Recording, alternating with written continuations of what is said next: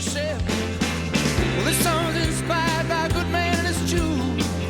Doing good for others, sing Amazing Grace to you, yeah. It doesn't really matter if you're jumbled up inside, as long as you know that love is endless and the world is wide. As long as you know.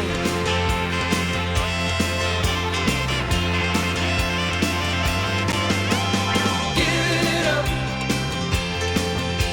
Share it out. Help who you can. Help who you can. Talk about it. Talk about it. June 1st, 2024. If it's 7 o'clock on Saturday morning, it's time for This Week in Waukesha. I'm your host, Don Brown, and I'm joined by my faithful producer, the mighty Max Martinson. Max, how are you today? I am doing fantastic. It's a beautiful day outside today. And Max is sporting a Toronto Blue Jays jersey. Very cool. He got it at AmFam when he was at a Brewers game. No, it was at no? it was at Rogers Center last year. The Brewers were playing at Toronto. Yep. I stand corrected. Yep. Even better, though. Yep. Wonderful city and a great little vacation for you, I bet. Yeah, went with my best friend from California. He flew to Milwaukee. Nice. We drove there, so. Did you happen to get to the Toronto Science Center? I know it sounds... We did not. That was awesome. We got to Niagara. There you go. We got to CN Tower. Did you get to the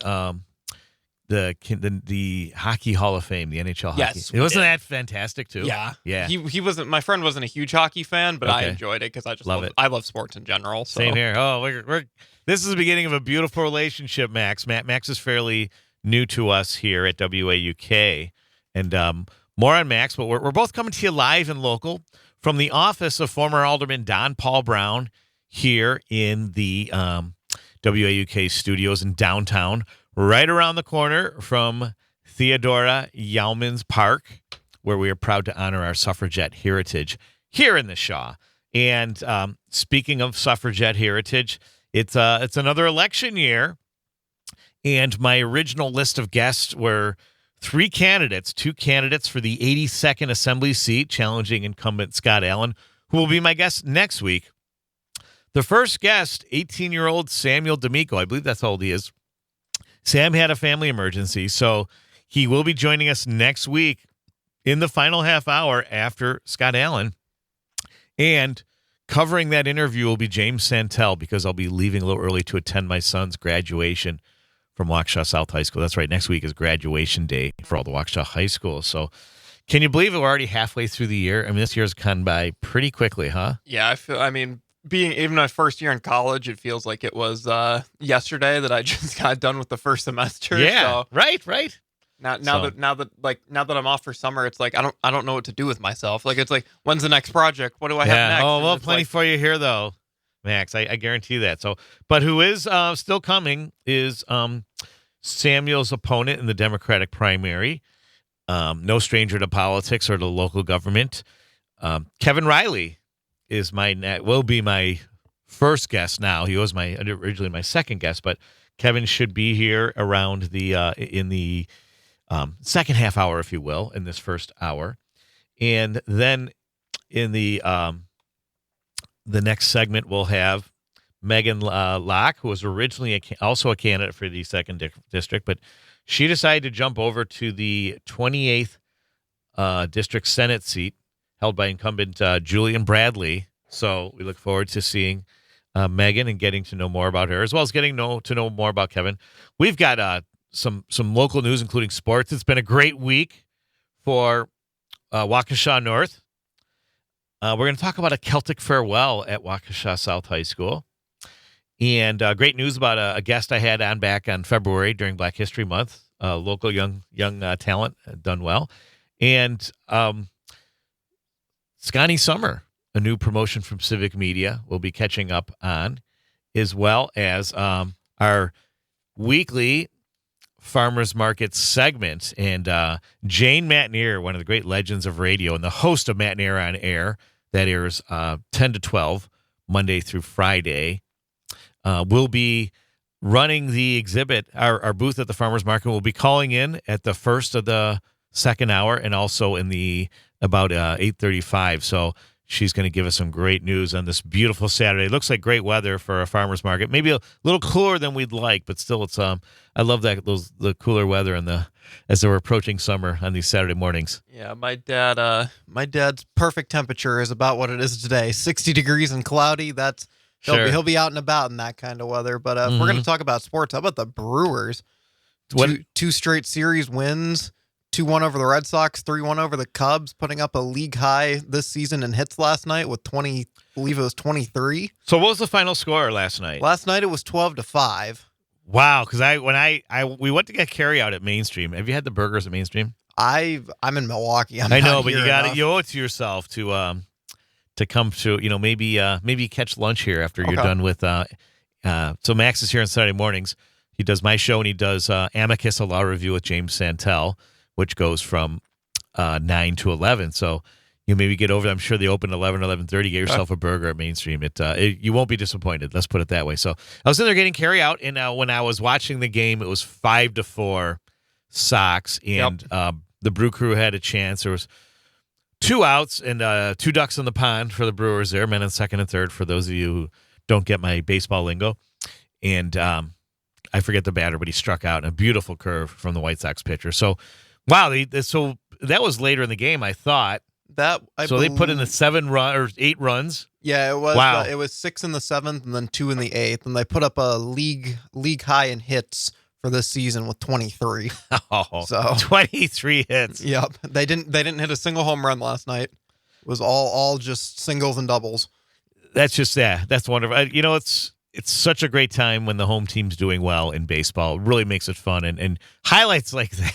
Yeah, Christian Yelich 5 for 6 with 5 RBIs last night. It was electric. So, and the big star living up to his billing. I know he had struggled for a bit after injuries, a season or 2 ago, but he's like kind of back to his prime, if you will. Yeah, I mean, he started out the year with like an OPS of 1,100. Wow. And then he had that injury. So it's dropped a little bit, but I think it's back over 1,000 after last night, if I'm not mistaken. Okay, good. Well, I love to hear that, and happy for the Brewers. And, it's also a good kind of segue for me. I wanted to dedicate a few minutes on the show to talk about, it was announced this week that Major League Baseball will be, I don't know if integration is the right word, but they will be including the data from the old Negro League baseball years with the Major League Baseball, meaning that certain record holders change.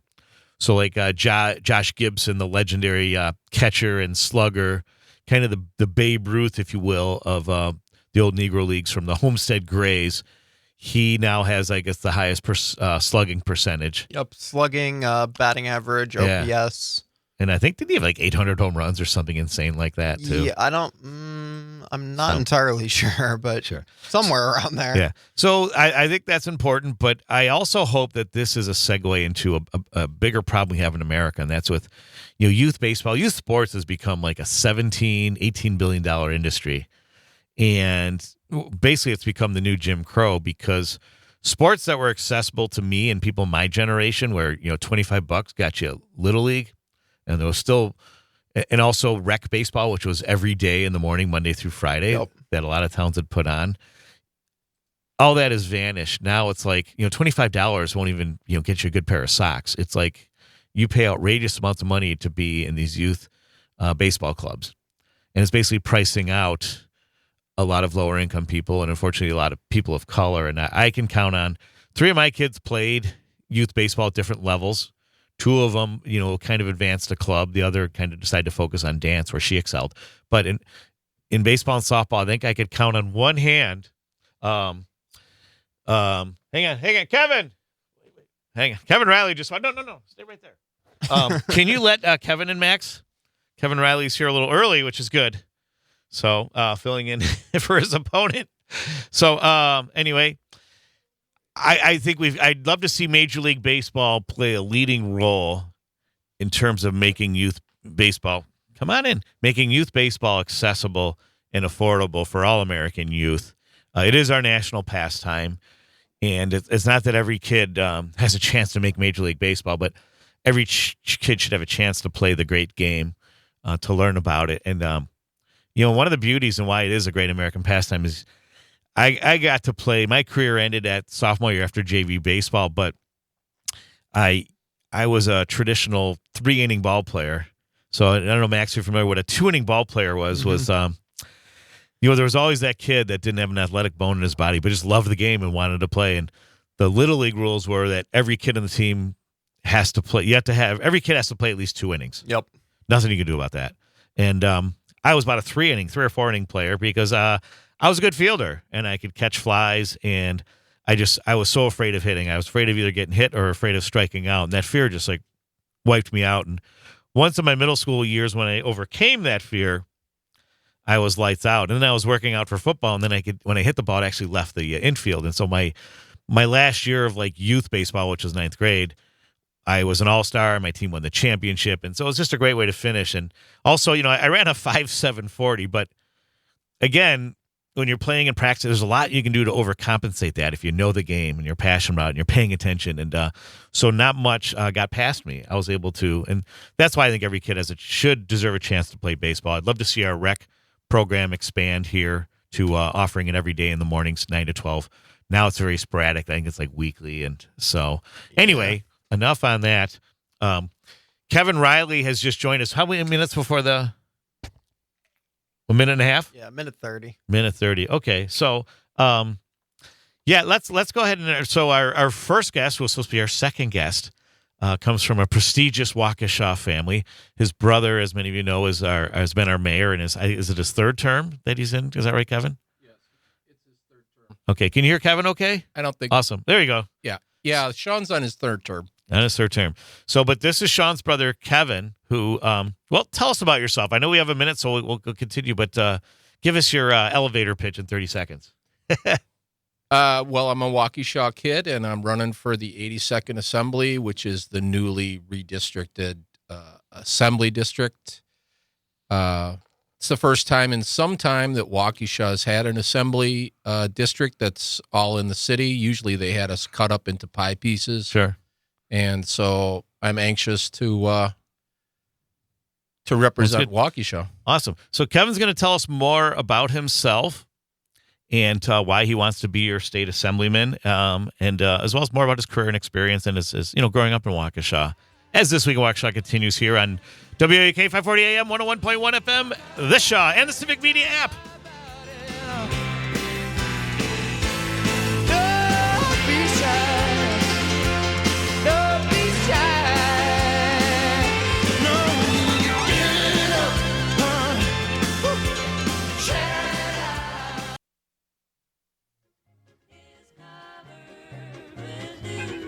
And while the world is waiting for the sunrise On WAUK, 540 AM, 101.1 FM. That's right, it's This Week in Waukesha. I'm your host, Don Brown.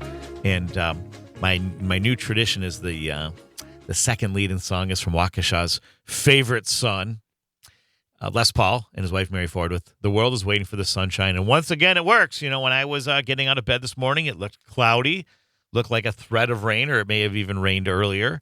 But the sun is fighting its way through the clouds on a beautiful Saturday morning in the 60s. So, not a bad start to a day. A great time for the farmers market. Jane Matnier will be calling in at about 8:10 on the show here to give us an update, and she'll be calling back to give us another update. So that's exciting. And if you're listening to us on the radio, you can also catch us on the Civic Media app. Please download it because you can also call the show from the Civic Media app. It's real easy. You'll see an old telephone icon there, and you click on that, and it'll get you through to Max. It'll patch you through to me. And there you go. And so, but Kevin, I got to ask, you grew up here. What did Les Paul mean to you? Well, Rhubarb Red, I really only knew of him as a long, far away part of our history. Right. Because by the time I started growing up here in the 60s on McCall Street, just a few blocks from here, Les Paul was long gone. He was taking the show on the road. Yeah, he was in New York or Nashville or L.A. or selling guitars all over the world. But I did know that he invented the electric guitar, and I used to go by the Club 400, and that was the local lore. Sure. That walk down the tracks actually was something we took regularly from my house on McCall Street Sure. through Carroll College and then down across Grand Avenue. Now Carroll University. So yes, that's gonna that kind of shows my boomer age. I was actually having some flashbacks when I came in here because I actually was a DJ on the radio back in the late 70s and the early 80s. So Nice. I spun records out at UW Waukesha, which I attended for a year, and then I also spun records for the Carroll College radio station. So, Kevin, you'd appreciate that one of the stations in the civic media stratosphere, empire, if you will, is WRJN in Racine, and you can get it from the app. And the reason I mention this is, and I talked about this last week, is they returned to their original format, which is news and music. And the music's just fantastic, especially you're like myself. We both love the oldies, and at any given time you tune in WRJN from the app, and you're gonna hear some great songs that talk about blasts from the past and flashbacks and conjuring up great memories. And the news reporting's great too. I mean, Don Rosen and the rest of that team there. So really proud to be a part of that, have that affiliation, and also have that access through the app. So, Kevin, tell us more about yourself. I mean, you grew up here in Waukesha. You had a career. You said you worked for the county. My last paid job was working for the county. I worked for Waukesha County for 16 years. Okay. I was a psychiatric technician. Wow. On the mental health inpatient unit at Waukesha County Mental Health. Sure. And that was a great job. I loved it. I got to use all my different skill sets. I'm a recovering drug addict and alcoholic. I've been clean 35 years. Congratulations. Thanks for sharing, too. That takes a lot of courage. Yeah, and I'm only bringing it up because it references the job. Sure. So being in recovery for a long time and clean, that made me very insightful and effective dealing with people on the mental health unit that were dealing with drug and alcohol issues. And I think I have some, if not great insight, at least some empathy for the situation. And then I've also done martial arts all my life. So cool. The psychiatric technician job was basically, it was doing some of the regular CNA work. Nurse. I've got a certified nursing assistant license and all, and I've done that work. I worked in hospice for a long time. Before that, I worked with developmental disabilities. I worked with traumatic brain injury and end-of-life care. So I'd been doing hospital mental health, and I also did corrections work, too. I worked in corrections. Sure. But anyway, so I was the physical, the mental, and the empathy made me ideal for the position, which was to help people deal with some of the hardest times of their life. And sometimes that involved being completely afraid or completely angry, and sometimes out of control. So sure. Well, and so it's fair to say that mental health would be an important pillar for your campaign and how we could maybe be doing better at the state level. Only in as far as it pertains to all the other health services and the universities and the schools and the municipalities and the police and the fire. One of the big things that I want to address is the shared revenue and the reimbursement of counties, municipalities, schools, and universities by the state. Right now, they're sitting on a $5 billion. It looks like a slush fund. They won't call it that, but that's what it looks like. It was paid in they had it up over $8 billion at one time, I believe, but it's basically been going up and up over the last 20 years. They came up with some formulas that limited the municipalities and the counties, and then they kept cutting funding to the universities. And these were taxes that we always paid in, thinking we've paid our tax dollars down all this time, thinking we're adequately funding our schools, we're adequately funding our municipalities, our healthcare. And we were. But what they Sure. did was they were skimming it off the top, and they created this big pile of money, and it's supposed to be shared among all these Wisconsin entities that we paid our tax dollars for, and they haven't been giving it back. The universities are a great example. When I went to school at UW Waukesha and then on to UW Oshkosh, we were funding our state universities at 40%, and now it's down to 14%. And that's just not right. You know, our kids and our grandkids should have the same opportunities that we were to not only go to a good school, but also not be bankrupted by it. And you know, that's why I'm running. So yes, in answer to your question about mental health, it is a big We part can of always it. do better.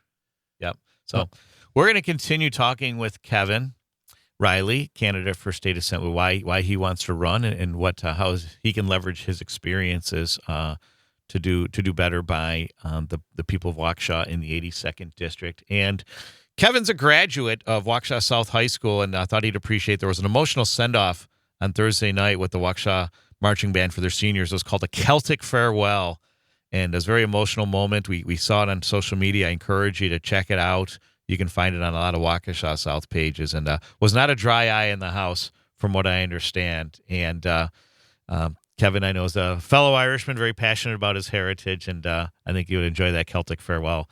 So, but this is only the beginning for Kevin Reilly's campaign for state assembly, so we look forward to learning more about it here in This Week in Waukesha on WAUK 540 AM, 101.1 on FM, and the Civic Media app. Heart is calling for you, the thrush on high. His sleepy mate is calling.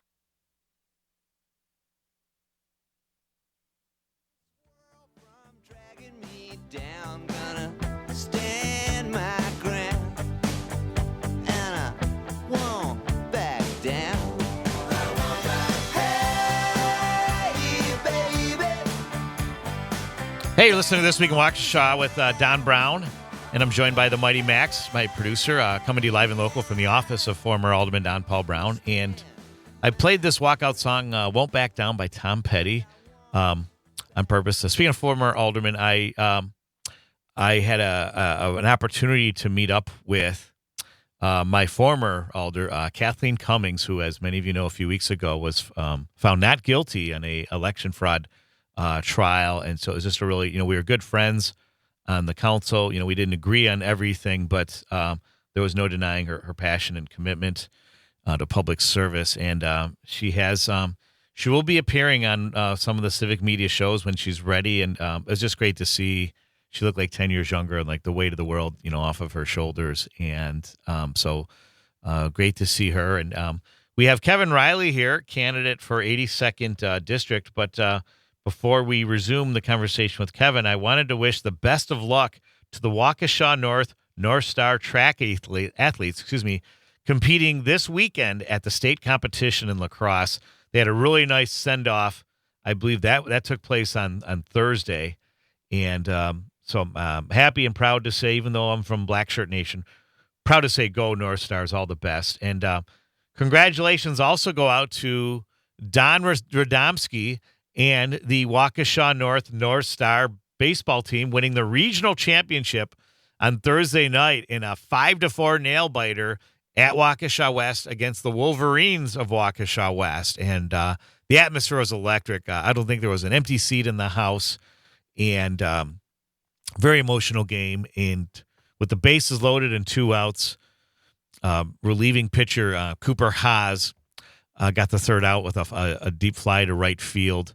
And that ended. It was caught, and that ended it. And congrats also to the starting pitcher, A.J. Curtis, who spread 3 runs across 5 innings. I think it was 5 2/3 innings, actually, before the lefty Cooper Haas came in. And so many great highlights. Don Radomski's son, sophomore, Tommy Radomski, second base, had a an RBI single earlier in the game to kind of get things in motion for the North Stars. So they play in the sectional championship at the Doc Hound Stadium out there in Oconomowoc. Is it Oconomowoc or Delafield? Out there. Anyway, that's Tuesday. So, again, good luck to the baseball North Stars in addition to the track North Stars. And anyway, Kevin Reilly was kind enough to join us earlier after Sam D'Amico had to postpone due to personal reasons, but he'll be joining us in the last half hour of This Week in Waukesha next week. And Jim Santel will be asking the questions. He'll be filling in for me so I can leave early for my son's graduation for Waukesha South. So, congrats. Thank you. Yeah, we're really excited. He's going to go to Eau Claire for football and secondary education. Oh, So, that's amazing. Could not be great. prouder. Yeah. So Kevin, why do you want to be assemblyman? And let's call it assemblyman. State rep is just so, it doesn't give you the, Representative Reilly doesn't sound as good as Assemblyman Reilly if you win, correct? I'll take either one. If that's an Just don't call me late for dinner, right? if that's an endorsement done, then thank you. Yeah, no, I cannot confirm or deny that. Just No, I'm it's kidding. Fun. It's fun to dream, though. I'm just kidding. Yeah, but, I don't care too much about the title. Sure. But I definitely want to step up and represent Waukesha in Madison. It's kind of a perfect time for me. I've been a single dad for a lot of my life, and then I was working in the healthcare field and the mental health field for many years, and I really wasn't in a position to take on something like this. But then I retired 2.5 years ago to take care of my mother. She was living at the Avalon, and I was her caregiver most of the last 4 or 5 years. And she passed away this past summer. I remember, yeah. And she was kind of famous here in Sure. Waukesha. We used to speak Gaelic together and sing Paddy Riley songs. Yes, she was. Yeah. If you've been to any of the Irish pubs in Waukesha, there's a good chance you knew my mom either as Peggy or Grandma or just that crazy lady that goes up and jigs and dances and sings with the bands. Sure. So, well, and I remember when Chill was open. I think that's what it was called behind Daddy. Chills. Chills, I think yes. it was a weekly Friday tradition where your brother Sean, the mayor, would take her out for cocktails on the Friday nights at Chills. Yeah, she would also. She had, and I think I can tell this story now that she's passed away. But if you're listening at the Avalon, please forgive me. But she would go in one door when we drop her off, and then she'd sneak out and then go out the back door where there was no cameras. Nice. Because she didn't want her friends in the building to know that she was out so late.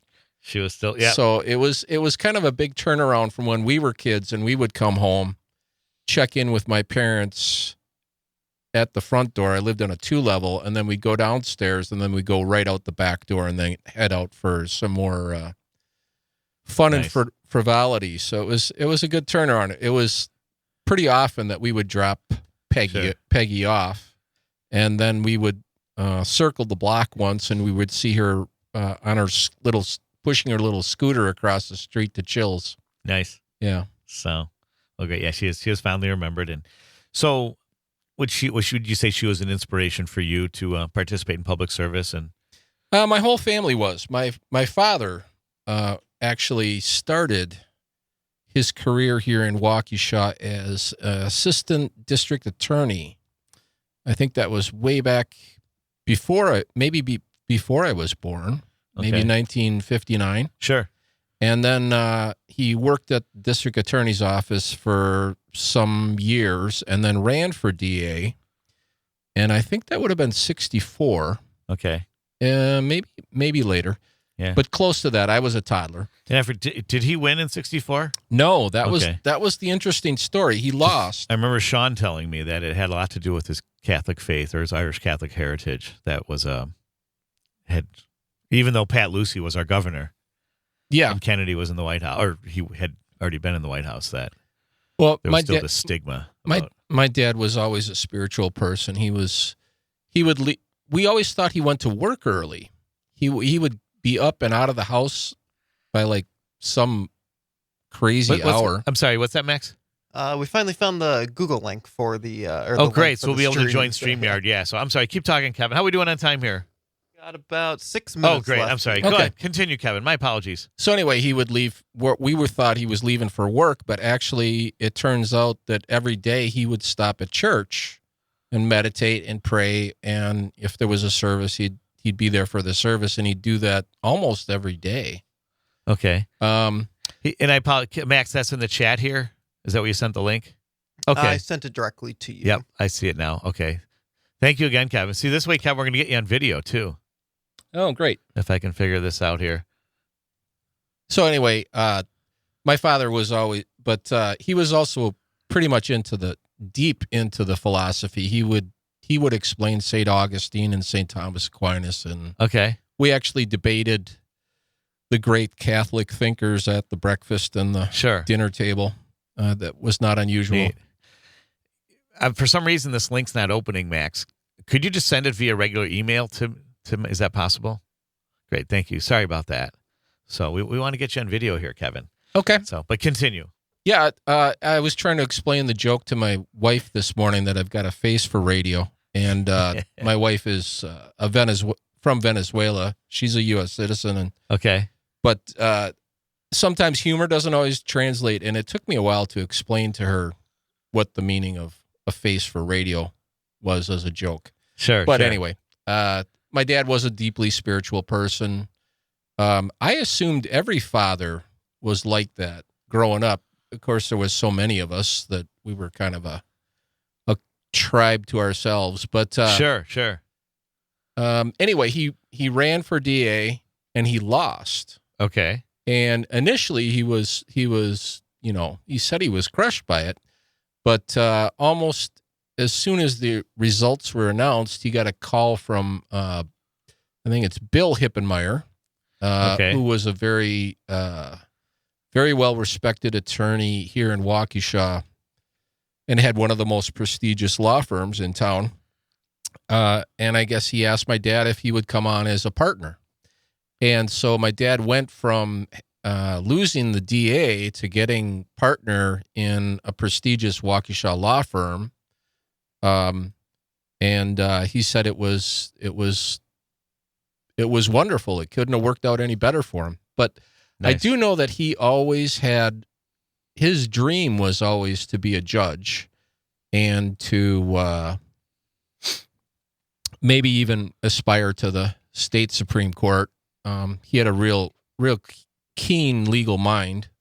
And he loved debate and he loved philosophy and logic. And anyway, but then they had 9 kids and he said, I never could have afforded Sure. all you guys on a judge's salary. So it was actually a godsend that I didn't get it. That I was unsuccessful in politics. Sure. Interesting.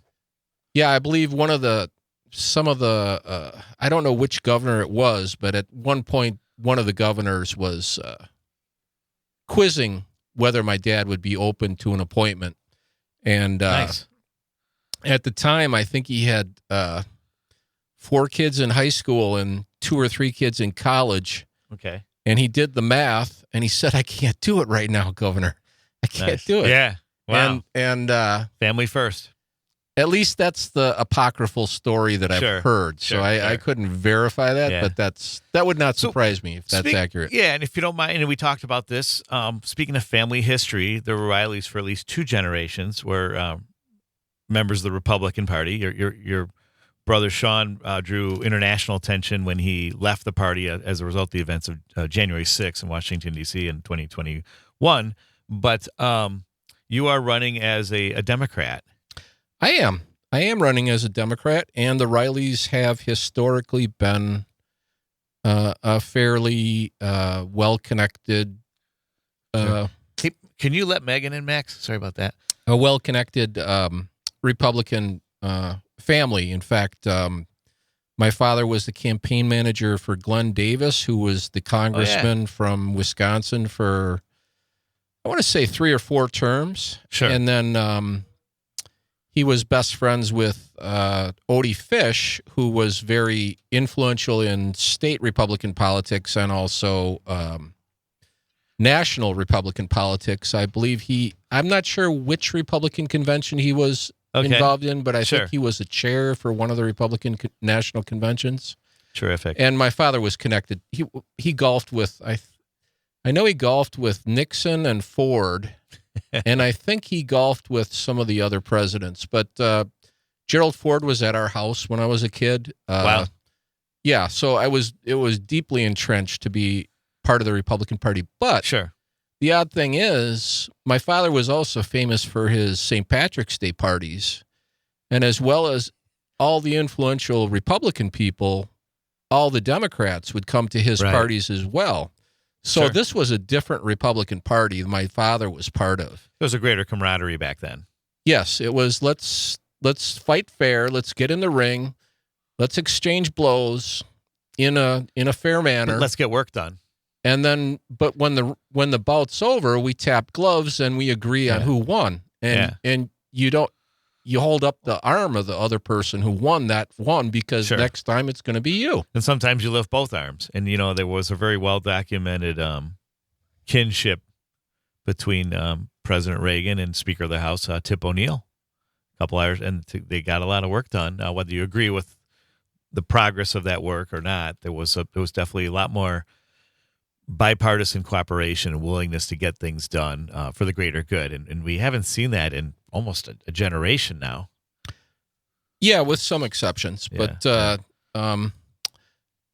I sit on a number of boards at for the city. So I apologize. Yeah. We're going to continue. We're going to let Kevin continue here, as well as how he plans to kind of break up some of that gridlock if he becomes our this next state assemblyman for the 82nd district.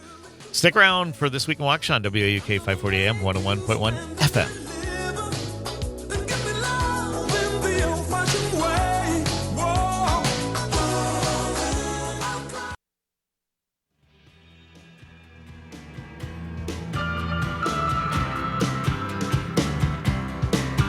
In the starlit nights I saw you, so cruelly you kissed me. Your lips are magic. Do you recognize this one, Kevin? I do recognize it, but I'm maybe a little ahead or past your time. The Killing Moon by Echo and the Bunnymen. Yes, I do remember Echo and the Bunnymen.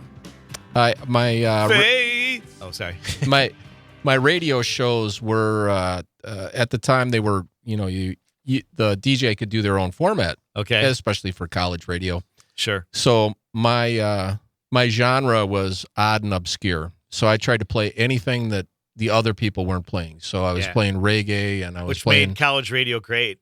British punk, and I was playing German techno, and I was doing all these bands from around the world that other people weren't even aware were a genre at the time. Very cool. So, and now you are a candidate for the 82nd district, challenging Scott Allen, incumbent. Now we say incumbent, but even Scott has acknowledged that with the fair maps being redrawn, as they say, that the district has about 40, or almost half, less than half, somewhere in that 40s number, percentage-wise, of Scott's original district has changed. And so in a lot of ways, it's he's running as a first-time candidate, or at least for people he's representing for the first time. And then secondarily, he is it's makes for an interesting competition. Is that fair to say? Yeah, I don't need to look at Scott's situation. I'm just looking at mine. Sure. I've always been for Waukesha. I ran all three of Sean's election campaigns. I've always been interested and followed Waukesha politics, the municipal scene. So my interest is really the city of Waukesha, and it's a new district. It's the first time Waukesha's had its own. I mean, before we were kind of cut up into pie pieces. Yeah. If Scott had a piece of that pie, I'm not sure whether he looked at, like you said, it was under 40 or under 50% of his district. So I don't think he looked at the city of Waukesha as really his concern. But that's what I'm planning on doing, is representing the city of Waukesha in the state assembly. Correct. In the House, yeah. Terrific. And what would you say are like your three major platform? Like, what are the things you'd like to get done as our state assemblyman? Well, Should you get elected? number one, address that revenue sharing issue. Right now, the state is, like I said, sitting on over $5 billion that we've paid, you and I, Don, and all those Waukesha residents paid in our taxes over the past 20 years, with the understanding that that money was going to our universities, going to our schools, going back to our municipalities and our counties, which do our most of our social services. We thought we were funding them, but they weren't. What they did was they put these crazy caps and formulas on that limited, and sometimes they cut programs, so that, like today, like I said, we're funding our universities at 14%, closing down UW-Waukesha, which just broke my heart. Sure. That we are going to regret that so bad in 5 years, 10 years, 15 years. I'm looking toward addressing this, because right now what we're doing is we're borrowing against our kids' futures. We've paid this money in, and we should be funding our universities and taking care of our healthcare and our rec programs and funding all the programs, the police, the fire. Sure. And what they're doing instead is they're hamstringing and limiting. There's a number of different formulas, but sure. There's other states that do much better than us, particularly like Minnesota. Yeah. Their taxes are about the same as ours, and yet their outcomes are vastly different. I've heard some really interesting comparisons between Wisconsin and Minnesota in terms of their approach to things. Now, would you also say kind of breaking up the gridlock or the really the polarizing partisan vitriol? How do you feel? You're mentioning how you could be a champion on that based on your family's experience and your own experience. Well, like I was referring to before, I sit on a number of city boards. I sit on the Public Works board, I sit on the Transit Committee board, and the Board of Zoning Appeals. And on those boards, like the city of Waukesha, we have people that are from the far right parties, from the far left parties. That's what I enjoyed about my time in the council. You'd have some really unusual alliances. Getting work done. Although technically most people would consider me, because of some of the positions I take on the left, I feel like I'm in the middle, because I work with people on both sides, and we get the job done.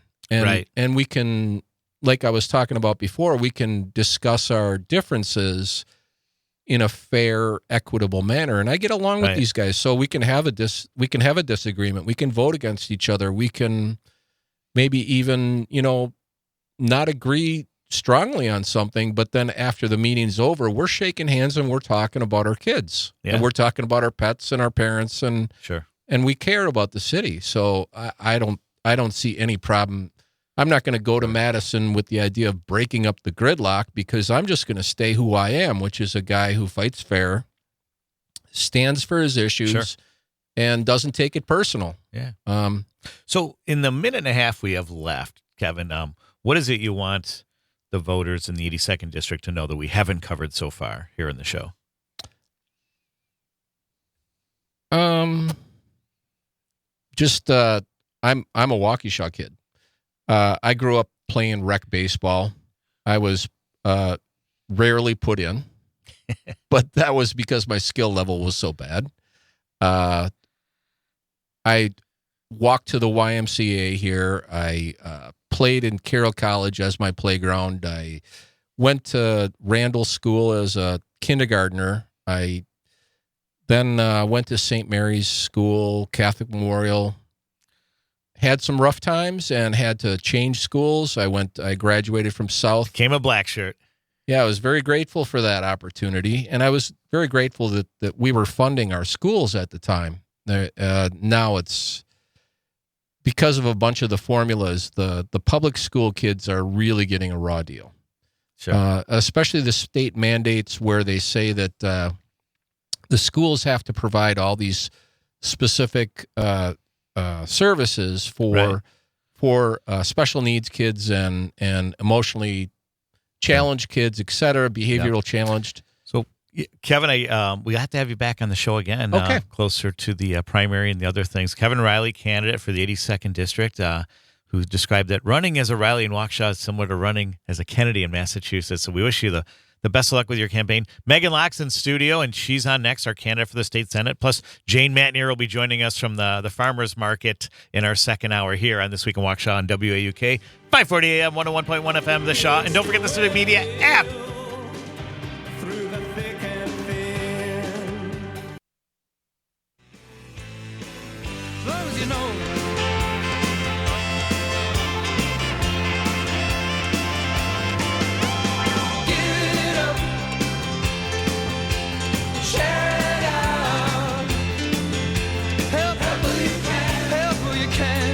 June 1st, 2024.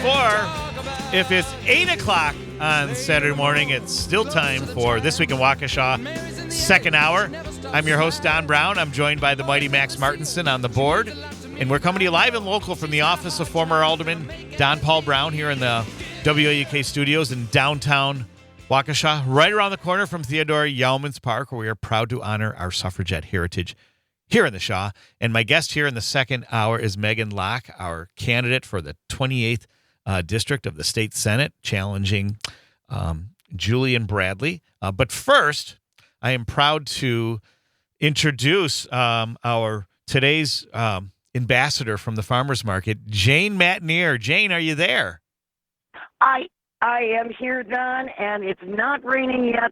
So if you want to come down to the Waukesha Farmers Market, and there's a bunch of people here already, I think everybody's trying to beat the rain. Not supposed to come in for a couple of hours. It's a really lovely morning down here at the Waukesha Farmers Market, and everything you need, seriously, from fresh flower bouquets to beautiful radishes and onions. Everybody's got lettuce. There are mushrooms for sale, the pickled variety, the fresh variety. There's jewelry, there's pottery, just about everything that you're looking for. If you want a little snack, there's a couple of food trucks down here. It's going to be a lovely, lovely morning. No bugs, no mosquitoes. It doesn't get much better than this. And also, if you want to come by and stop by the Civic Media tent, we have some little snacks for the kids. We have some candy. We also have treats for your dogs. And if you come by with your dog, I would love to take a picture of your dog. We're going to start a gallery of the dogs of the Waukesha Farmers Market all throughout the summer as WAUK is out here. And also, if you stop by the WAUK Civic Media tent, I will show you where you can get a maple bacon scone that will likely change the course of your entire life. So I hope to see you down here this morning. It's going to be a lot of fun. We're here at least while the weather holds. Hopefully it'll hold off until the very end. But for right now, Jane Matnier, come on by, say hello. Civic Media WAUK tent out here at the Waukesha Farmers Market in downtown Waukesha. Thank you so much, Don. We'll talk to you soon. Thanks, Jane. We'll see you about 8:34. Jane Matnier, host of Matnier on Air, Monday through Friday, 10 to 12. And she's also joined by Greg Bach, who's also, they make a wonderful team, and it's a really terrific show. I highly encourage you. And you can also, please download the Civic Media app, too. It's a great way to catch Matnier on Air and all the other great Civic Media programming. And speaking of Civic Media, they have a new promotion called Scotty Summer, Civic Media's next Text-to-Win contest. It starts Monday, June 3rd at 7 a.m., and tune in and text in for a chance to win prizes like Wisconsin Dells prize packs, Brewers Club level tickets. Max was sharing his excitement in the first hour about the Brewers' success, plus the chance to win the Scotty Summer Staycation. So more on that. Be sure to tune into Civic Media starting June 3rd, Monday, June 3rd at 7 a.m. And I believe that's the Pat Kreitlow show for those of us here in Waukesha, Up North News with Pat Kreitlow and Greg Bach as well. So much to look forward to here. But I also look forward to my next guest here, Megan Lach now we're Civic Media. What's the company you work for? Civic Plus. Civic Plus. But she's not here to talk about Civic Plus, although it's they make software for governments. Is that right? Yes, for local government, city and county level. Very cool niche. but she is here in a different capacity. She has initially she had announced her candidacy for the state assembly seat, was going to do battle with Kevin Reilly and Sam D'Amico, but then she decided to, there was an opening for state senate challenging incumbent Julian Bradley. And so she's jumped up to the Senate opportunity. And so tell us about yourself, Megan. Yeah. Good morning, Don. Thanks Good for morning. having Yeah, me. thanks for being here. Such a beautiful day. And It it was sure great is. hearing about the farmer's market. Yeah, I actually yeah. passed it on the way here. Oh, good. And yeah, there's a lot of people there already. And it reminded me to go by later this morning before I have to pick up my daughter. Nice. But yeah, about myself. I was born and raised here in Waukesha County. I grew up in Delafield, went to Kettle Moraine High School. And after that, I went to UW River Falls. A lot of people Nice. don't know where That's that right. is, We know but it, way yeah. up, just Sure. south of Hudson, Wisconsin. And studied marketing and then decided to spend some time on the West Coast, on the East Coast, and came back here in 2016, resettled because, family's here. And then Yeah. I had my daughter and boom, here we are 7 years later, decided to run for Senate. Love it. So is how old's your daughter then? She's 7. 7. Fantastic. So has she been helping out with the campaign? Oh, yeah. I've been joking that I've got the best doorbell ringer. But in all reality, she loved it for about the first 2 weeks. And then she was like, Mom, can I stay home? And I was like, yeah, that's fine. That's how my daughter was when I was first running for alderman. So I managed to get her to help me go door to door. And so it is fun when you get the kids involved. So Yeah, they enjoy it. And it's a nice surprise for people because they always wonder when they open the door, they're like, are they selling something? Why are they here? And then they're like, oh, there's Sure. a child here. Love it. It's a little bit more exciting. So Love it. changes things up. So let's cut to the chase, Megan. Why do you want to be the next state senator for the 28th district, which, by the way, covers Waukesha, and there's 3 assembly districts, and that includes the 82nd district here in Waukesha. So it covers most of Waukesha, right? It does. Most of the city and village of Waukesha, it's assembly districts 82, 83, and 84. So that goes all the way in the north from Waukesha down to Waterford and then west to McGuanago over to Muskego. So very big territory. And to really answer your question, it goes back to a very simple thing, and that's love. And that might sound a little corny, but I was thinking about this before actually going to the drag event hosted by the Waukesha Dems in December because I had an opportunity to speak there. And I was laying down with my daughter, doing my best not to fall asleep myself because as a parent, that's Yeah. like the worst thing you could ever do in the Sure. evening. Sure. But yeah, it comes down to my love for her, my love for the state and for my family and friends, and maintaining the freedoms that they have now and making sure that everybody has the opportunity to love who they want, read the books they want, have the equal opportunity to education. And those things are slowly being chipped away right now. And growing up, I was always blessed with big opinions. Sure. And when you have big opinions, the best thing you can do about it is to actually take some action. So I've done that in numerous ways, whether that's leadership through work. I've also been on HOAs. I'm currently on the Kettle Moraine School District Financial Advisory Committee. And now it's time to take some action on state level. So you're still a big fan of Kettle Moraine Athletics? Big fan. The Lasers. And actually, I haven't been able to enjoy it yet, but they actually just got a brand new stadium. And something that I always like to say, especially from a financial standpoint, is For that football? for football. Wow. Yeah, Vox Stadium is brand new since inception. A lot of that had to do with safety reasons with the bleachers. Okay. But it also came down to a lot of people That's- are like, are those my tax dollars? And no, it was all donation funded. Yeah. Sal's getting new bleachers Yeah. put into, so that's Excellent. exciting. Yeah. So it's great. You're true to your school, which may cost you some votes here in Waukesha if it's KM, but That's okay. yeah. But that's it. You speak the truth. So how are we doing on time, Maxie? Sounds great. Hey, then before I forget, Max will not be here next week. We have 4 minutes. Max is going to be helping to broadcast the circus parade in his hometown of Baraboo. Tell us about that real That's quick. so exciting. Yeah, so Circus Parade is next week. Parade starting at about 11 a.m. Downtown Baraboo. They're expecting quite a few people this year. I think a little bit more than they were even last year, which was supposed to be an up year because of all the hype of it being the last year of the elephant. So no elephants this year, but they got a bunch more stuff planned. We're going to start production on that here coming up this next week and should have everything ready for Saturday. Will there be giraffes? I am not sure. I'm kidding. We did have a giraffe one year. I remember it. I think it was our second year, or at least my second year helping with the parade. But yeah, there's no elephants this year. I remember last year it was a huge spectacle because they were going into retirement, and I remember it was so hot that day that they Sure. actually had to have a water truck in front of the elephants to spray water on the ground. That in would have been a front fun of them. gig, hosing the elephants during the parade. So I would have dressed up for that, had like fun gear on, made that a neat thing. So, well, thanks for sharing that, Max. And Max will not be here next week, but we will. Our guest is Scott Allen, and then the incumbent in the 82nd District Assembly, and then the other challenger who couldn't be with us this morning, Samuel D'Amico. The young Sam D'Amico will be here in that last half hour. Will be interviewed by James Santel, filling in for me in the last half hour so I can make my son's high school graduation. So, and Matt, you have a long way to go before your daughter's graduation. So what will be, I'm sure people may ask, how do you plan on balancing that as a parent and someone that'll be traveling to Madison frequently? Yeah, a lot of that has to come down to two things.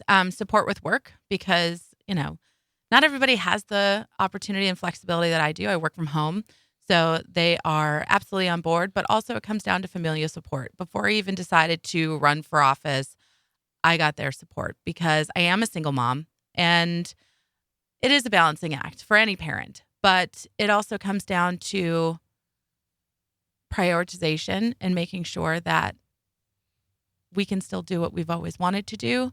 But really, she's excited for it. She doesn't really know what it is. Sure. But we've been talking about it. And we were just talking about, getting all of the signatures in, and now we're done with that. She's like, oh, we don't have to do that anymore. I was like, no, not for another 4 years. Nice. She's like, yes. How many signatures do you have to get for Senate? For Senate, it's a minimum of 400 and a max of 8. So I came in at 556, and there were only about 18 that were disqualified. So I think we're at 536. So you're good, yeah. For city council, it's only 20, but the snag is that it you only have from like December 2nd to like January 1st to get them, and with the holidays, it's not always the easiest thing collecting those, even if it is 20 signatures. Oh, sure. And walking around in the cold is never fun. Yep.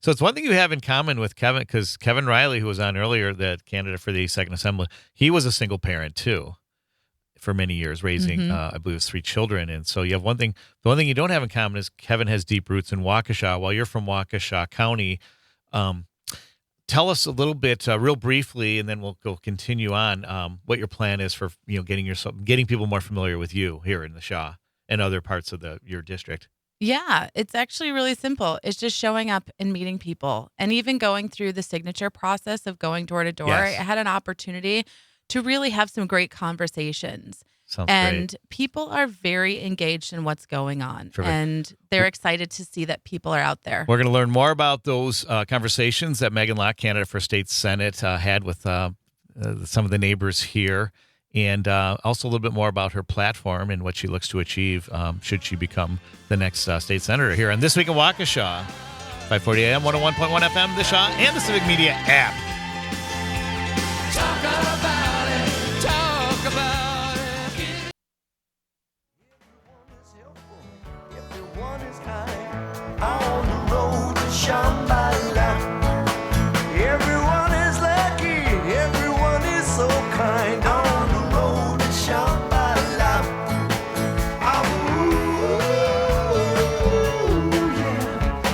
Hey, you're listening This Week in Waukesha, and I'm your host, Don Brown, and I am on the road to Shambhala.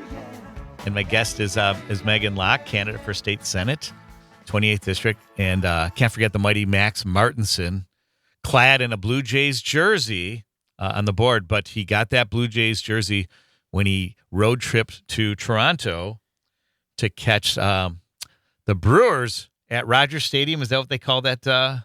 Rogers Center, yeah. Rogers You're Center. gonna make people Okay. think that I'm a Blue Jays fan pretty soon here. Sure. Nope. Hey, so real quick, Max, I got a text here from Triple G, Greg Wansnyder. He said he sent some text to the main studio line. He's got some events he wants to announce. If you're able to access those, that'd be, go ahead and chime in, let us know. And in the meantime, Megan was we were talking about your campaign trail and What are some of the things constituents are saying? What would they like to see in our state Senate? They'd like to see some action in all reality because they're tired of things being one-sided. And I agree with them. We have the fair maps now, which is incredible. That was almost a decade battle from a legal standpoint. Oh, yeah. But it really comes down to having fair representation. We don't want it to be one-sided, whether that be Dem or Republican. It needs to be an equal balance of both so that all voices are heard. Terrific. Now, it's no secret Waukesha County, City of Waukesha is pretty red, although we've seen, and we started talking about this with Kevin, that City of Waukesha is becoming a little more purple. Mm-hmm. What is your message for getting through to a lot of voters about why they should take a hard look at your campaign and what you can do for them? Yeah, it really comes down to the fact that what I'm running on is general well-being for everyone. It's not specifically a Democratic agenda. It's one of my favorite quotes is actually from Mickey Kendall. I don't know if you've ever read the book Hood Feminism, No. but it's a really incredible book on her experience growing up in the South Side of Chicago. But we rarely talk about basic needs as a feminist issue. Right. And that food insecurity and access to quality education, safe neighborhoods, a living wage, and medical care are all feminist issues. And those in its core are really what I'm running on, and making sure that everyone has access to those basic needs to live their life how they choose. And it seems really simple, but at the same time, it's a big uphill battle because of modern legislation, but also what's been happening over the last 50 years, especially with the overturning of Roe. Yeah. No, I'm glad you mentioned you obviously had some hot buttons with me with food insecurity because it is an issue here in the city of Waukesha alone, but I would have to imagine throughout the state too. Yes. It's become a big problem. And any specific ideas like how you would plan to attack that, or how you would form alliances maybe to help improve the situation? Sure. A lot of that comes down to safety within schools and making sure that we have common sense gun laws, because both our teachers and our students need to come home. And that's a concern that all parents have every day. There's people that even take photos of their children every day so that they know how to identify them by what they're wearing. And that's a terrifying thought. Sure. But also from an educational standpoint of safety, being able for teachers to be able to teach what they want to and what they should, historical fact. Those things shouldn't be things that we're deciding for teachers. So things like book bans and things like, the Don't Say Gay bill in Florida, that some of those thoughts and legislations are starting to come here to Wisconsin. And we need to protect those things because teachers need to be able to talk freely about things that are happening. And I understand there's restrictions within that makes sense. But at the same time, teachers should be able to acknowledge that there is more than just your standard family. I'm a single parent, and that's a different type of family. It might be a gay couple or even a single father. Every family looks a little bit different. And to talk about that from a general standpoint should be just fine. LGBTQ issues are not just outside the box. They are very real families and very real people that need support. And so being able to have conversations within the education system shouldn't be limited. Okay. Terrific. Hey, just taking a break for a quick second to announce that the City of Waukesha has a new strategic plan. They recently adopted it. You can actually see a video about it on the city website. The plan is a roadmap for progress that will guide decision-making and resource allocation to achieve the city's vision. The new plan focuses on 4 key strategic priorities: financial sustainability, service and excellence, people-centered development, and engaged community. Each of these priorities has specific goals and objectives for implementation, as well as metrics for measuring progress.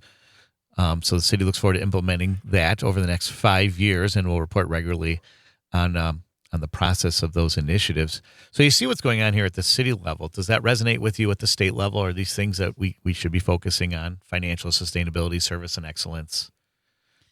Yeah, I think all of those things resonate on both the local and the state level. And that's another opportunity that being a state senator can focus on, because one, focusing on what our local needs are here in Waukesha and, further out in the 28th district, but also from a state level is being able to have those conversations, because while the city of Waukesha is, I consider it part of Metro Milwaukee, is a larger city with a lot of city issues, but also taking into account things that are outside of what we currently have here. We're surrounded by agriculture.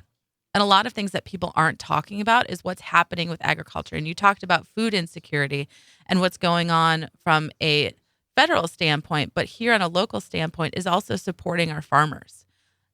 Going to River Falls, it's an ag school in addition to being, highly focused on education. But it allowed me to get really close to some friends who do run local family farms. And from a broad standpoint, family farms are suffering, whether that be in the beef or dairy industry, but they're being pushed out. And I just read a statistic the other day that nationwide, there were 140,000 local family farms that shut down in the last year.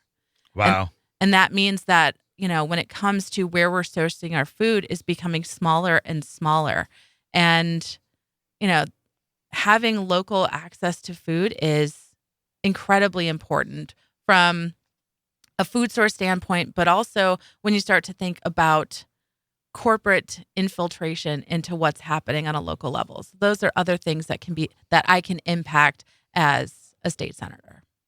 Fantastic. So you really did your homework on this. Oh, yes. Lots and lots of studying. And you know what? The more I learn, the more I need to know. Sure. I mean, did you always, because for me, me at a young age, I think I read a book about Robert Kennedy, a children's book, and I was like maybe 10 or 11, and that inspired. I was like, I want to go into public service. I want to be an elected official. I want to, be a community leader in one capacity or another. Mm-hmm. Had you always had, like from your youth, an interest in serving to be a public servant, an elected official? I've always had the draw, and actually, it's funny. Some of my earliest political conversations were actually with my grandmother. Me too. That's fantastic. My Irish grandmother. Yep, mine is English, and she actually grew up in Kansas and then found her way to California. Sounds good. In her 20s. We're going to continue the story about Megan's family. I like where this is going here on This Week in Waukesha on WAUK 540 AM, 101.1 FM, The Shaw. And don't forget the Civic Media app.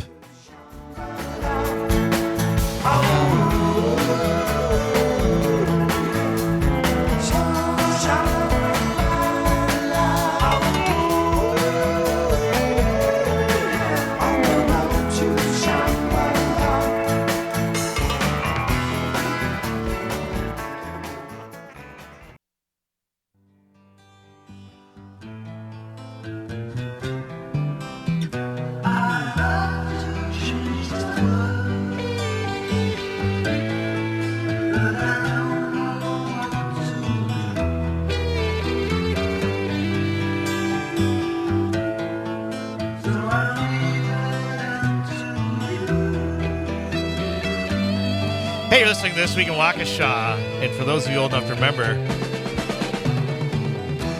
this is 10 years after with the song I'd Love to Change the World, and that's what my guests were talking about, at least changing the world in Wisconsin.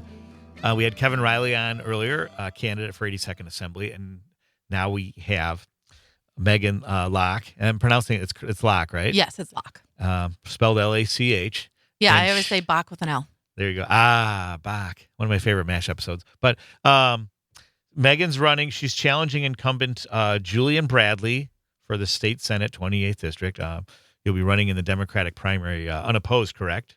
Correct. Yep. And so that will likely be a victory, and then you'll be challenging in the general election Julian Bradley. And so Julian Bradley, his campaign, they've been invited to appear on this show, but I have not heard back. So we'll see how that goes. We have a caller, of course. It's Jane Matnier from the Waukesha Farmers Market with the half-hour update. Jane, tell us what's going on there. It is such a perfect morning here, Don. I'm serious. It's not too hot. It's perfect. There's no bugs. I can't think of a better time for you to head down and join us here at the Waukesha Farmers Market in the parking lot of the Waukesha State Bank right along the river here in downtown Waukesha. A couple of things to consider. Not only do they have beautiful bouquets of fresh flowers, they have beautiful hanging baskets. So if you're looking for something for your backyard, you haven't picked one up yet, because that's where I'm going right after I get off the phone with you. They have these gorgeous hanging baskets for $30. Nice. Vegetables, Don. It's fresh asparagus, radishes, all kinds of lettuce. The largest carrots I think I have ever seen. One carrot can probably feed 5. There's also fresh honey. There's pottery. Of course, fresh bakery. David, who's with me and did our setup today, bought this incredible pull-apart cheddar biscuit thing. It's remarkable. And, of course, the maple and bacon scone that could possibly change the course of your entire life. Stop by the Civic Media tent and say hello. We've got some treats for the kids. We have dog treats. Speaking of your dog, there's a place here where you can get your dog's nails trimmed. There are a couple of places here where you can get your knives sharpened. This is one-stop shopping. I'm telling you, a jewelry stall, everything you're looking for, not to mention all the incredible food. There's Thai food, Venezuelan food, including empanadas, and then hot dogs and burgers. There's coffee, iced coffee, lemonade, you name it. Come down and say hello. We are here at the Waukesha Farmers Market until noon today. I hope to see you here. This is Jane Matnair for WAUK Radio. Back to you, Don. Hey, thanks so much, Jane. And you can catch Jane every Monday through Friday, 10 to 12, with Matnair on air with Jane and Greg Bach. And it's, which is rhymes with Megan Lach. That's how we pronounce it. So, but yeah, definitely check out Jane's show. She's really one of the great legends in Milwaukee area radio, having worked with TMJ for, I guess, close to 30 years. And she's been involved with Civic Media for a couple of years now. And I really enjoy, I catch up on all things Wisconsin when I'm listening to Matnair on air, 10 to 12, Monday through Friday. And speaking of shows, the office of former Alderman Don Paul Brown here has been graced again with a visit from one of my legal counselors, James Santel, whose show Amicus, a law review, or as I call Atticus, as an ode to Jim. And he's graced me and my guests. I'm showing this in the StreamYard with this eclair from Glorioso's on Brady Street. It's as big as your head. I can't wait to dive into that. So, but we wanted to continue this conversation with Megan Lach. You're talking about how you talk politics a lot with your grandmother.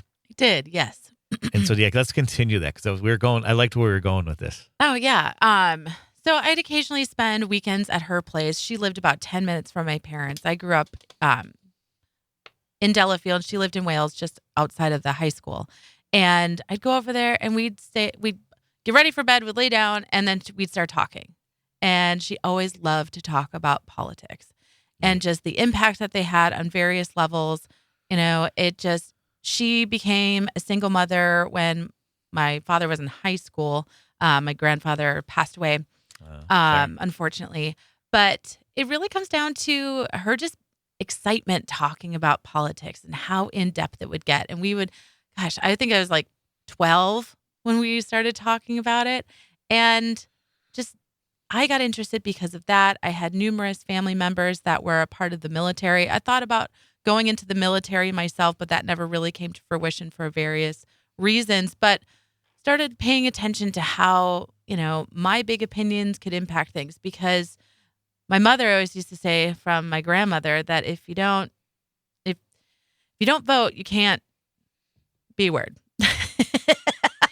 Yeah. Can't say that on the air. Yeah. But Very that's what true. it comes down to. And if you're going to have those big opinions, you need to participate, because then that's the only opportunity that you can take action. Yeah. And it doesn't have to be in big ways like running for Senate. It can be in small ways by getting involved with your local church, with your local school, with your local HOA, because that's always a fun button for people.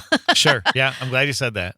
Yeah, I There's used so to be many on my ways. HOA, on the board of my HOA myself, because those are all decisions that are happening around us that people don't necessarily think about, because they think about Sure. the federal, those big decisions. But it all comes down to local government, whether that be municipal, state, etc. Yeah, and I'm really glad you mentioned too voting. And at the beginning of my show, I always in the beginning of the second hour, I always reference Theodore Yauman's park right around the corner, in honor of our suffragette heritage. And not many people know, and I wouldn't expect you having grown up in Delafield, Theodore Yauman's was the president of the women's suffrage movement. She was a reporter for the Waukesha Freeman, a Carroll graduate, and she was instrumental not only helping us achieve women's suffrage, but also having Wisconsin become the first state to ratify the 19th Amendment. I actually have that ornament on my Christmas tree. Do you really? I do. There's an ornament, huh? There was an ornament. My mother found it when we were in Waukesha for the Wisconsin Historical Society, and they had it, and she gave it to me as a Christmas gift. I love it. I love it. Yeah, and so I really want to do more to embrace that heritage and to celebrate it and bring more exposure and awareness to us. I mean, we were referencing Les Paul earlier, and he's the favorite son, and that's a great tradition.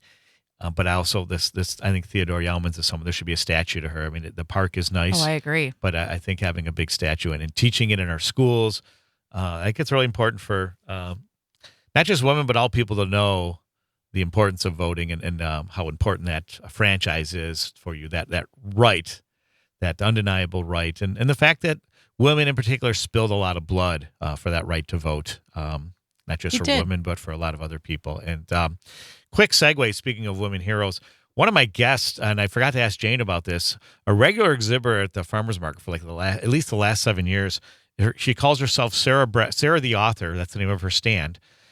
And she also, she's Sarah Bradley, and she gifted me this book. She was a guest on my show last April 27th as we were promoting along with Yuro Kushnarova from Alaska Fresh. So we were promoting the upcoming farmer's market, which is now in full session, as we know. But I started reading this book, and it's called War and Roses. And the heroine in the book her name is Max Marchino, and she got the name Max. Her full name's Max McGee Marchino.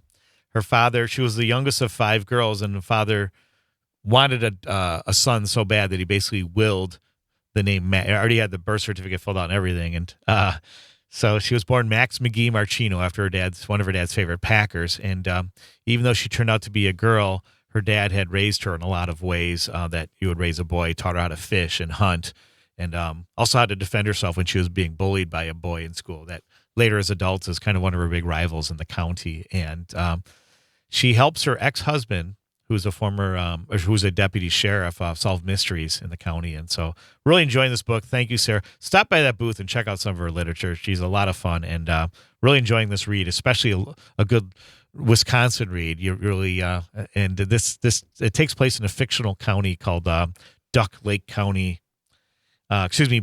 County in northern Wisconsin. So some good Wisconsin lore celebrated here in Sarah's books. So, but returning with Megan Lach, candidate for our state senate, what have we missed so far? What haven't we covered with Megan Lach, the candidate, the person that listeners should know about? Great question. I would say that we need more people that are just average Wisconsinites taking place in our offices. You know, I'm a single mom. I'm 38 years old. I work full time, and there's a lot of things that impact me and those around me on a daily basis from a policy standpoint. And a lot of people that you talk to, they say, "Oh, I'm not political." And I was like, "Can you explain that to me?" Yeah. Because everything that happens on... So are you cloistered? Are you like one of those hermit, like missionaries, you know? Maybe. But it also just comes down to the fact that everything from a policy standpoint affects the things we do, yes. From the food we eat to the books we read, to the schools that we're allowed to attend on various levels. And it just comes down to making sure that all of those things are still attainable for everyone. But also just, we need the average everyday person in there. A lot of times, we get people that are of a certain age, that are of a certain wealth, making decisions about our everyday lives. Right. And we need younger people of average means being able to share what's going on around us and actually taking into consideration our constituents and their needs. I'm glad you said, and I would do one better in saying there's no such thing as an average citizen. All of us have unique experiences that can contribute to the greater good. And if you have children, or even if you don't, you have neighbors that you care about, because everybody cares about something. There should be a political aspect to this. And so Max is cutting in a song here, gratefully. And it's one of my favorite Beach Boys songs, God Only Knows. And we're playing it as an ode. Today, regretfully, is the second anniversary of my mother-in-law's passing, my mother-in-law, Kathy, and I'm pretty sure Rick, her husband's listening. And so this goes out to you and to all of our family. she's sorely missed, but is very, very present in our lives and never far from our thoughts. And so that song is played with love in honor of my mother-in-law, Kathy, who left us 2 years ago today. And just as the song says, God only knows where all of us and our family would be without her and the tremendous influence and love that she had for us. So thanks for juxtaposing that, Max. And I'm sure your daughter thinks the same way about you. God, she's at that age where she still expresses it. She's not a tween or a teen yet.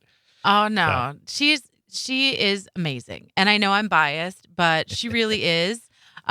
She actually filled out a bucket list the other day as a part of a school assignment, and one of the things that she was doing that she mentioned that she wanted to do this summer is hang out with mom.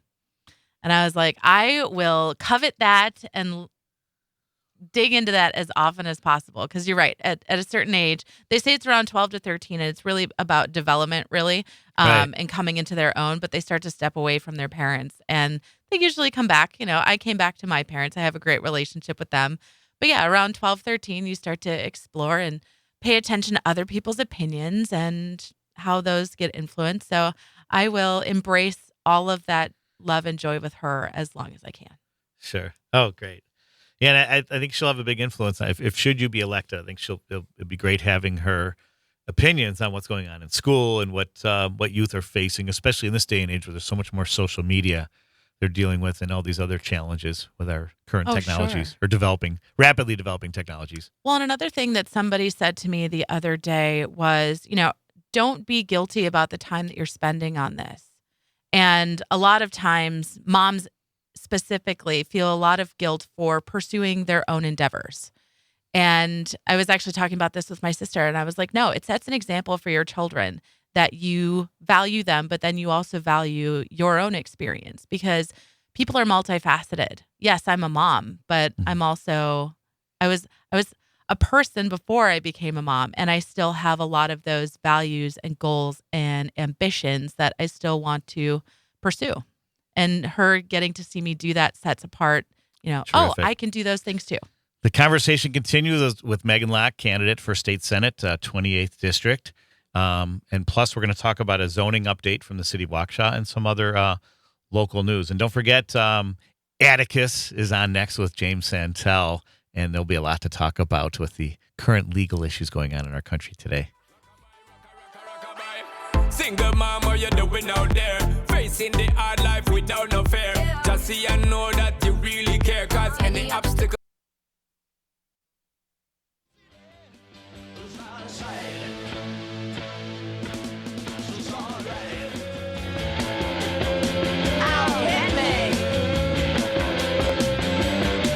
You are listening to This Week in Waukesha. And again, as an ode to Theodore Youmans, we have David Bowie, Suffragette City. And you're here in the Suffragette City here in Waukesha. And my guest is Megan Lach, candidate for state senate. But first, we've got a call from one of our favorite listeners, Triple G, Greg Wansnyder. Greg, are you there? Hey, I'm here, and I'll make Awesome. it really brief because I Appreciate that. know that you don't have a lot of time left. But first of all, hello, Megan. I love what you stand for, and I haven't visited your website yet, but I will after this show. I'm sure you'll say what it is again so that we all know. But Don, I just wanted to point out one thing. The Hope Center, the new Hope Center in Waukesha, is you guys were talking about in food insecurity, and I got an email that the Hope Center is critically short of peanut butter and jelly and other items, so as well as other food pantries. Peanut butter and jelly seems to be a hot commodity these days. And also, just real quick, congratulations to Waukesha North High School. Your Their alma choir mater. Performed in my alma mater. They performed in New York City this past week. So go North Stars. So awesome. So thanks, Don, for the time. And Megan, I'll look forward to hearing more from you and maybe visiting with you sometime at a local coffee shop. Maybe That we would be can fantastic. make We'll that try to make happen. that happen. Yeah, so we need to catch up too. So, Greg, thanks so much for the call. Greg Wansnyder, everybody, Waukesha North and Carroll alum, and working currently at Carroll University, among other projects he has going on. So always great to hear from Greg. And we wanted to wrap up the conversation with Megan. And Greg made an interesting point. Do you have what's your website, your URL, or best way for people to learn more about you online? Yeah, great plug. Thanks, Triple G. My website is Lach for Wisconsin. So it's LACHFORWI.com. But I'm also on Facebook and Instagram as well as TikTok. So now that we're officially on the ballot, one of the hardest ways to actually get younger people involved is meeting them where they're at. So I'm going to start hosting some some TikTok lives and Instagram lives as just a way for people to get to know me a little bit better. But it's also a way for people much like myself to get to know me as well, because a lot of times, people in middle-aged people, younger middle-aged people have young families, and they don't have the opportunity to come out to events and come and meet people because they're taking care of their families. So it's an opportunity for me to meet them in their homes and have some great conversation. Terrific. I like all of that. And one thing I didn't get a chance to cover with Kevin, but I certainly want to try to circle the loop with him on that is, what about economic development? What could you do to influence economic development in Wisconsin? Economic development in Wisconsin. A lot of it comes down to actually what a local group is doing in Milwaukee. They are called Milwaukee. They've been around for, I think, 12 years now. Sure, I've heard of it. Yeah. Yeah, but it's keeping and maintaining the talent that we have in the state. Because a lot of times I did the same thing. You graduate college, you go on to other states, and then a lot of people don't necessarily come back. So we want to keep our educators, our healthcare workers, our police and fire. A lot of times those people find life in other places, but keeping them here, I think from a workforce standpoint, is a key factor. I mean, people still view Milwaukee as a Rust Belt city, but it actually is a tech belt city. It is. And It's been Waukesha growing in there particular, yeah. And the I think past decade. whatever we can do to market that and promote that and create more awareness and excitement, because it is a great area for young people to live. Not just Milwaukee, but even here in the Shaw, in this university city, there's a lot for young people to do, and still having access to the great, Milwaukee right next door or close by. Oh, yeah. And then, I love being 20 minutes from Chicago downtown. and the Twin Cities, and you're really in a great place geographically. And so I think whatever we can do to promote that is important. And switching gears for just 1 second, the city of Waukesha is in the process of rewriting the zoning code. The purpose of this project is to make sure that the codes are up to date, reflect modern practices, and help position our city for the future. If you go to the city website, there is a survey you can complete in English or Spanish about what you'd like to see happen with the code. Very important stuff.